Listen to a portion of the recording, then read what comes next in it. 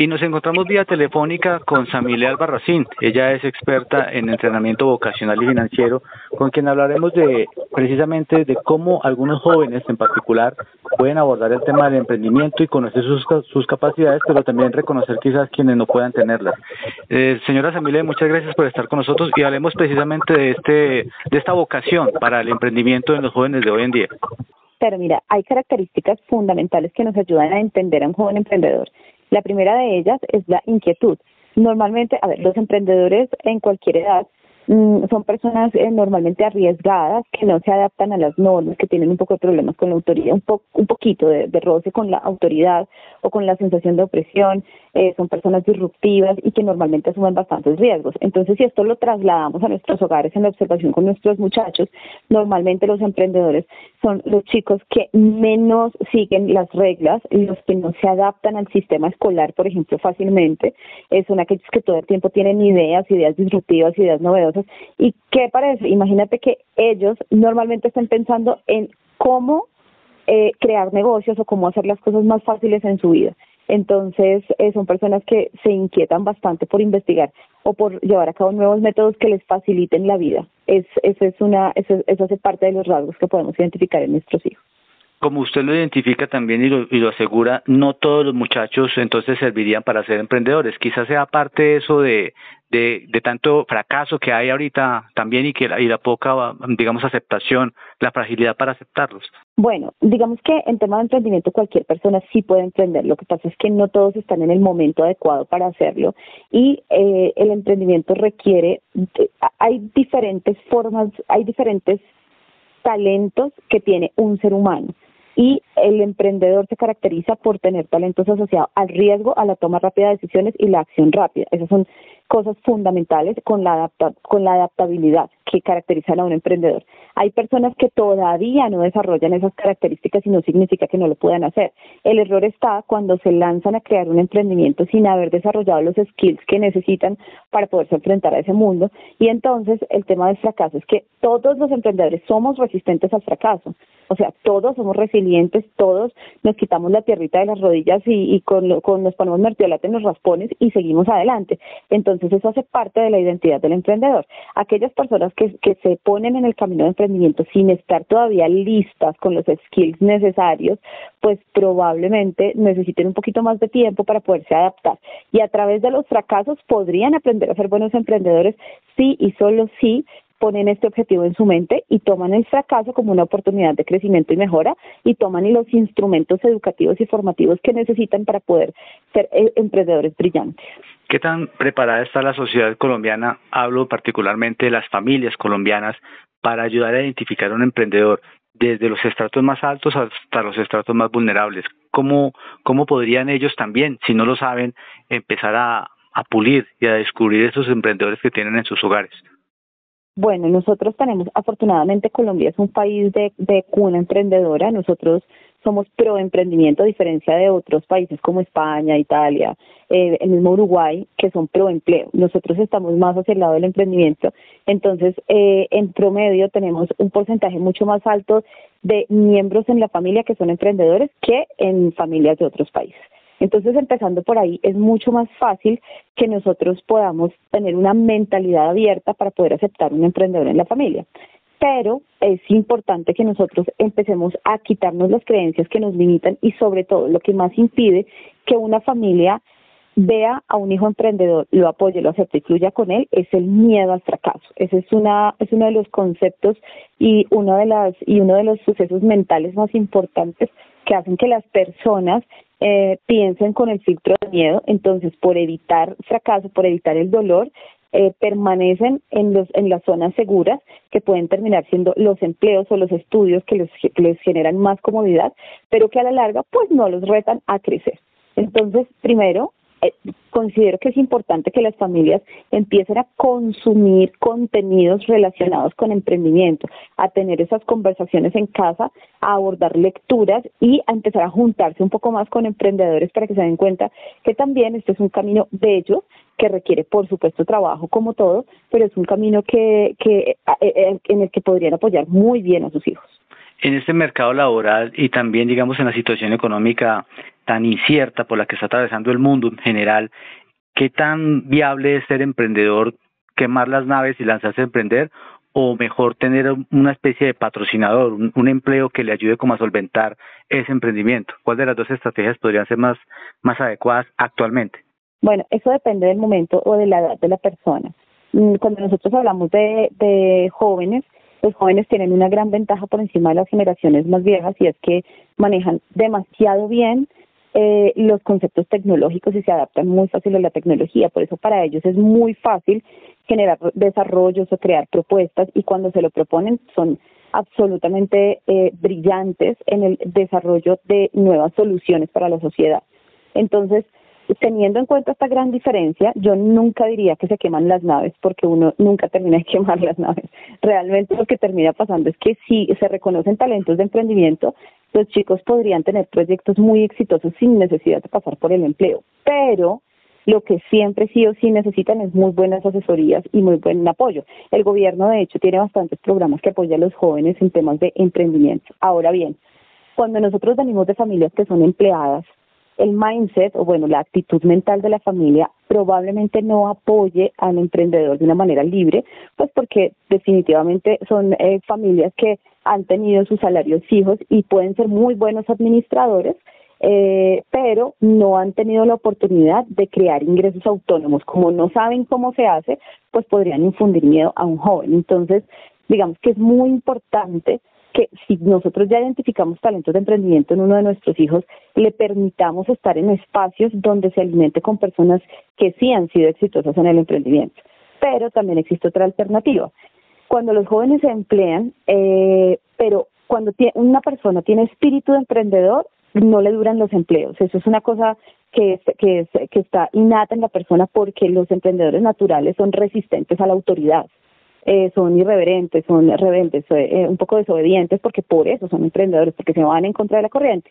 Entonces no es que una persona que haya nacido para emprender sea muy estable en un trabajo, pero si tú tienes el propósito y si quien me está escuchando en este momento es una persona que está en esa bifurcación, podría tener un empleo con el propósito, uno, de aprender acerca de herramientas, técnicas, administración, dos, con el propósito de fondearse, y tres, con el propósito de, por supuesto, generar confianza en ese paso que va a dar en el emprendimiento. Pero te digo que esto normalmente suele suceder cuando los hijos vienen de familias que han tenido empleo, entonces normalmente necesitan pasar por este proceso que igual es lindo, igual es bellísimo, e igual ser empleado también es muy bueno. Y desde el empleo se puede emprender muy bien cuando la persona toma el tiempo de entrenarse en lo que se necesita para el emprendimiento. El sistema educativo también debe estar preparado para brindar esas asesorías, sobre todo en el manejo financiero al que se enfrentan los emprendedores, porque ser emprendedor es mucho más allá de montar una empresa. Algunos lo ven como algo romántico, pero detrás de toda empresa hay números, hay métodos, hay registros, papeles, más que riesgos y más que el producto como tal. Deberían también el sistema educativo desde el colegio, incluso la escuela o la universidad, tener como una rama de enfoque para captar emprendedores. Claro que sí, estoy totalmente de acuerdo contigo. Esta es una modificación que en la actualidad ya se está haciendo. De hecho, yo esta semana tuve una reunión muy interesante con el rector de un colegio, que él me dijo, este es el colegio de los empresarios, y fue muy lindo poder hablar con él, porque desde noveno pues hace proyectos de emprendimiento con sus muchachos, y lo que le estaba buscando precisamente era financiación para esos proyectos, pero el enfoque sí está cambiando. Los colegios sí están diversificando la manera como educan a sus muchachos, y ya nosotros nos estamos dando cuenta que los modelos educativos no pueden ser los mismos de la Segunda Guerra Mundial, porque nuestros muchachos ya no están respondiendo ante los modelos tradicionales. Entonces, los modelos más tradicionales, tanto en colegio como en universidad o en cualquier tipo de educación, están perdiendo estudiantes porque precisamente nuestros muchachos tienen una mentalidad distinta. Y los colegios ya están evolucionando. Pero ¿qué pasa? Sí es necesario que también los docentes y que toda la planta docente, valga la redundancia, de las instituciones, se actualice en mentalidad, porque no podemos ser nosotros igual maestros de 8 a 5 de la tarde y bajo la repetición de lo mismo que enseñamos, ¿cómo le ayudamos a romper esquemas a nuestros estudiantes si nosotros mismos como docentes no estamos rompiendo los esquemas? Entonces es importante también que haya un cambio de mentalidad en el cuerpo docente. Usted como una experta en entrenamiento vocacional y financiero, ¿qué le recomendaría a un emprendedor que fracasa? Porque sabemos que detrás de todo gran éxito hay más fracasos que precisamente éxito. De no rendirse, cómo sobrellevar el fracaso para hablar de, digamos, del equilibrio, de todo lo que hay éxitos y hay fracasos, hay triunfos y hay derrotas. Bueno, pues a mí particularmente yo he sido emprendedora desde los 14 años, ya tengo 38, entonces no he sido empleada nunca. Y en las empresas que he montado, los fracasos han sido de millones, de muchos millones de pesos. Y te puedo decir que una de las principales claves que he utilizado yo y las personas que he conocido es primero respirar antes de tomar la siguiente decisión. Cuando estás en medio del fracaso, hay una cantidad de factores de aprendizaje muy importantes que te llevaron a estar allí. Entonces, la primera acción que nos saca del estado emocional del fracaso, el estado emocional del fracaso a nosotros no nos permite emprender acciones asertivas. O sea, hacer una nueva movida, una nueva decisión bajo la emoción del fracaso nos puede llevar a algo mucho peor.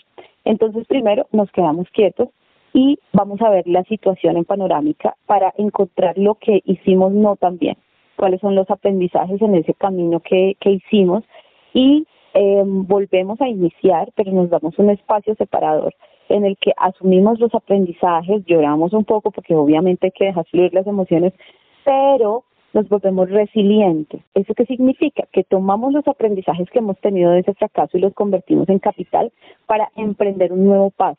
Y si tú vuelves a fracasar, créeme que no fracasas más abajo de donde ya estuviste cuando estás haciendo la tarea correcta de aprender. Y en la segunda parte del camino vas a volver a encontrar amigos, apoyo financiero, pues financiación, otros proyectos, otras oportunidades. Lo importante es que no te alejes del relacionamiento estratégico, no te alejes de los proyectos y jamás abandones tu visión, porque esa visión que tiene el emprendedor es la que le dieron como misión para venir a manifestar pues la abundancia del universo en la tierra. Usted también habla del tema financiero y lamentablemente nuestra cultura es más como un poco de la ilusión, ¿no? Hay gente que se gana 1 millón de pesos pero tiene otro 1 millón en tarjeta y vive más como endeudada. Ese manejo financiero es importante y sobre todo también sensato, ser sensatos al momento del manejo financiero. ¿Qué consejos le da usted a los emprendedores como para que no gasten más de lo que se están ganando y también que vislumbren de pronto en el tema del ahorro, más que depender de créditos, también pensar que de pronto en el camino del ahorro, así sea poco, puede haber una alternativa? Sí, mira, aquí hay dos conceptos muy importantes que los emprendedores deben aprender. El primero es la administración. Obviamente hay que aprender a administrar los recursos con prudencia y siempre dejando algo que es un encaje o unas provisiones para poder reapalancarse en algún momento que lo necesiten. Pero lo segundo que ocurre es que el uso del crédito es demasiado útil para los empresarios.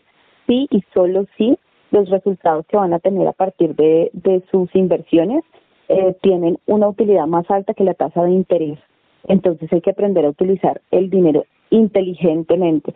A veces los emprendedores se apalancan con sus ahorros y no crecen en sus emprendimientos o no tienen con qué responder ante un crecimiento inminente de ventas, no tienen cómo responder en la producción, por ejemplo.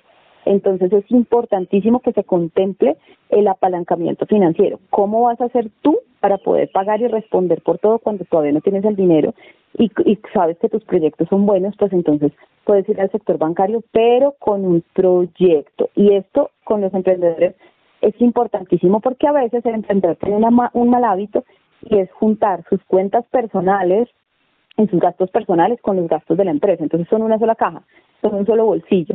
Entonces, en ese orden de ideas, el endeudamiento pasa a ser también de la persona, más que del emprendimiento, y es donde se convierte en una tortura. Entonces, hay que separar las cuentas tuyas como emprendedor de las cuentas de la empresa y aprender a manejar el crédito y administrar el dinero que ya tienes.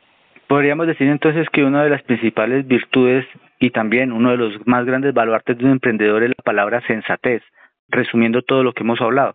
Sí, puede ser. Esta palabra es bonita. Sí, teniendo en cuenta de que debo ser sensato al momento de hacer un crédito, debo ser sensato al momento de emprender conocer lo que voy a emprender, conocer el producto, conocer el mercado, es decir, aplicar la sensatez como una virtud para emprender. Sí, estaría bonita la palabra sensatez. Está muy lindo. ¿Dónde lo pueden encontrar ustedes en redes sociales, correo electrónico, quienes quieran saber más de este tema, sobre todo de la vocación, del tema del manejo financiero, del emprendimiento como tal, para que se comuniquen con usted y puedan, digamos, tener ya un contacto más cercano? Claro que sí. Mira, mis redes sociales son Tamilé Albarracín. Tamilé con S al inicio, con S de sonrisa. Tamilé Albarracín con B larga, ahí me pueden encontrar, pueden googlear mi nombre y ahí les van a salir muchos artículos de ayuda, artículos de prensa, videos y un montón de cosas que ya tenemos. Y en Instagram me pueden encontrar y ahí me escriben, que el Instagram siempre lo contesto yo, a pesar que tenemos community manager, ahí voy a estar pendiente de todos y se les recibirá con mucho amor y en lo que les pueda ayudar, siempre con mucho gusto.